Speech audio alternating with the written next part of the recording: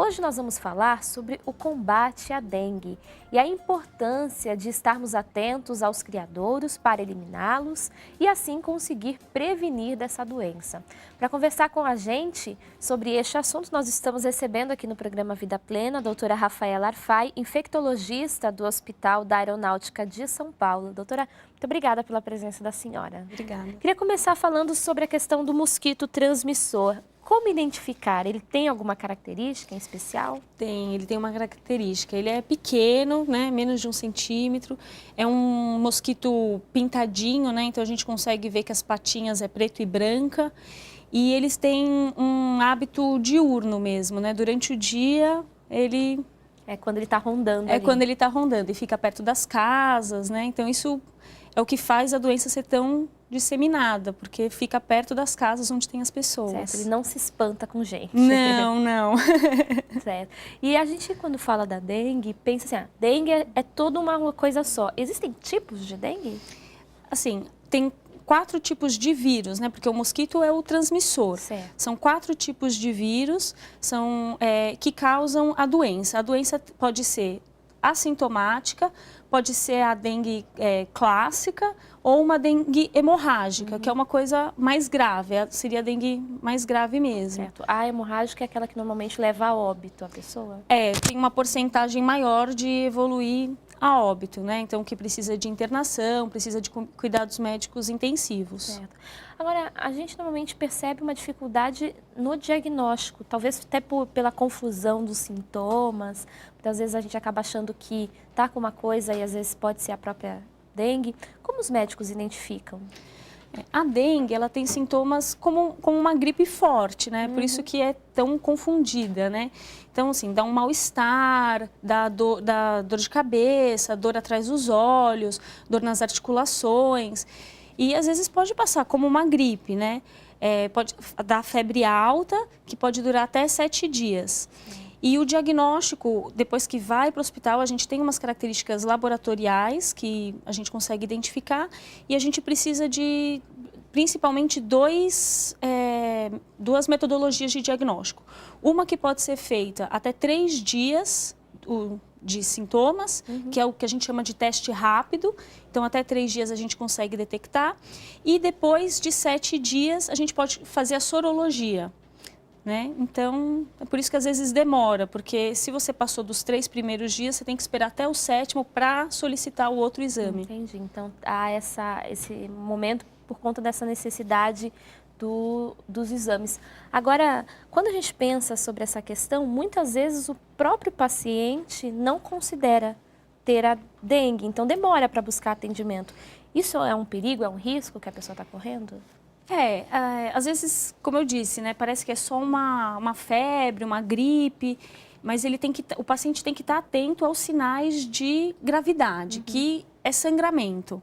Porque o tratamento da dengue é repouso, hidratação e sintomáticos, né? E é dipirona, paracetamol e repouso. O que os pacientes têm que estar atento quanto aos sinais de sangramento, dor abdominal, então se tiver sangramento na gengiva, nos olhos, nas fezes, na urina, principalmente sangramento, uma falta de ar, uma dor abdominal muito forte. Certo. Então, assim, se achar que é só uma gripe, tudo bem, né? O tratamento vai ser o mesmo, mas o importante são esses sinais de alerta. Mas quem tem condições de afirmar isso é o médico, por isso a importância de irmos. Importante, né? É o pronto-socorro. Porque muitas vezes o que acontece também é a automedicação, Sim. que mascara muitos desses sintomas. Sim. E que pode deixar um diagnóstico mais tardio também. Com certeza. Então, o risco da gente não pode correr. Por isso que a gente conversa sobre esse assunto, inclusive para esclarecer, tirar suas dúvidas quanto a este tema. Agora, caso eu sinta ali alguns desses sintomas, que tipo de remédio eu não devo ingerir por conta própria? O ideal seria nenhum. Mas muitas vezes assim, as pessoas acabam tomando alguns remédios que podem agravar a situação? Sim. Como tem uma porcentagem menor, aproximadamente uns 10%, de evoluir para a dengue hemorrágica, medicações que facilitam o sangramento devem ser evitadas. Então, o AS, os anti-inflamatórios, que são medicações que agravam o sangramento, né? Então, esses devem ser evitados. Devem ser evitados. Perfeito. A gente tem pergunta de telespectador. O Caio Furtado, ele quer saber o seguinte, ele é de São Paulo, e ele pergunta, o repelente garante a proteção contra o mosquito transmissor da dengue? Garante, garante. O que é importante ver no repelente é um componente DEET. DEET. Isso.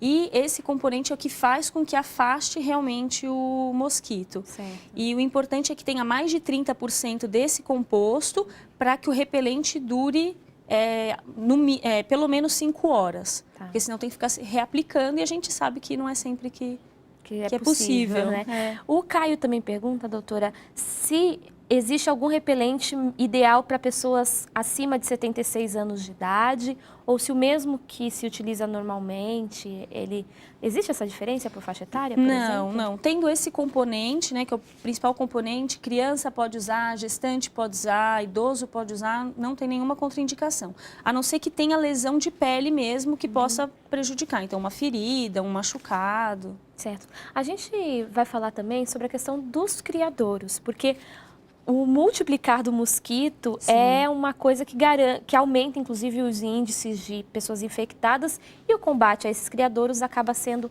a melhor opção para que a gente evite a proliferação do mosquito da dengue.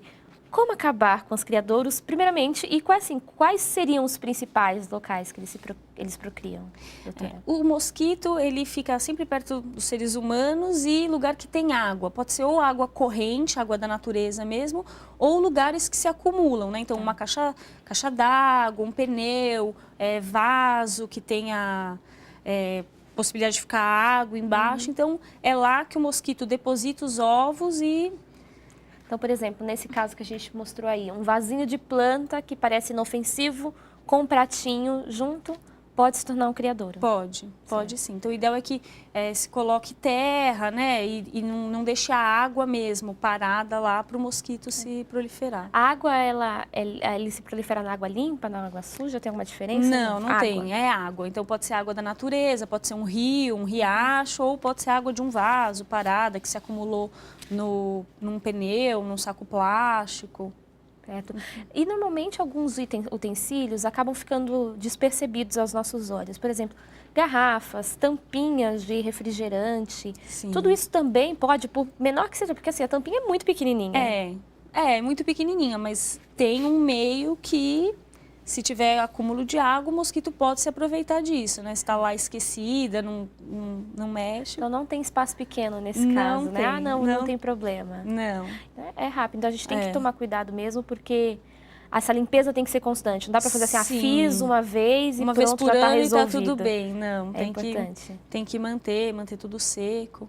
Agora a senhora levantou e eu fiquei com dúvida também. Uma vez picado, o tempo da doença se manifestar no corpo da pessoa? De 4 a 7 dias. Certo. Né? Então, às vezes, o paciente foi viajar, voltou e passou um mês. Será que eu estou com dengue? Até pode ser, mas não do lugar de viagem. Né? Então, é um período curto o tempo que é picado e a apresentação dos sintomas. Perfeito. E todos podem contrair a doença? De crianças a adultos, Sim. jovens da melhor idade? Sim. Tem um grupo de risco maior ou não nesse caso? Os pacientes que a gente fala como imunocomprometidos são os mais graves, né? Então, pacientes diabéticos, gestantes, são pacientes que qualquer doença para eles acaba sendo mais grave. Certo. E doutora, a gente tem mais uma pergunta aqui, porque quando a gente fala de eliminar os criadouros, às vezes surgem aquelas receitas que o pessoal faz, que um comenta com o outro. A Josefa Aparecida, ela é de Aguaí, São Paulo, e ela está querendo saber se sal grosso e água sanitária em ralos pode ajudar a matar o mosquito da dengue. O ideal são detetizadores químicos, né, marcas registradas. Nossa, a minha região é uma região que tem muito, o ideal seria eu procurar uma empresa específica para isso. Certo. Bom, importante, gente, mais do que achar dicas, situações, é que a gente combata esse problema com a nossa consciência, né? Olhando, percebendo, inclusive, que o mosquito não vê muro, não vê porta, então não adianta a gente cuidar, se o nosso vizinho também não estiver cuidando, por isso a campanha da Boa Vizinhança aí, para que a gente juntos consiga resolver esse problema que infelizmente ainda mata muita gente no nosso país. Por isso que o cuidado, a responsabilidade de todos nós é tão importante no combate à dengue. E a Boa Vontade TV sempre nessa campanha, conversando constantemente com você, esclarecendo sobre esse assunto. Doutora, muito obrigada pela presença. Seja sempre bem-vinda aqui ao Vida Plena. Obrigada a vocês. Tirando Obrigada. essas dúvidas nossas.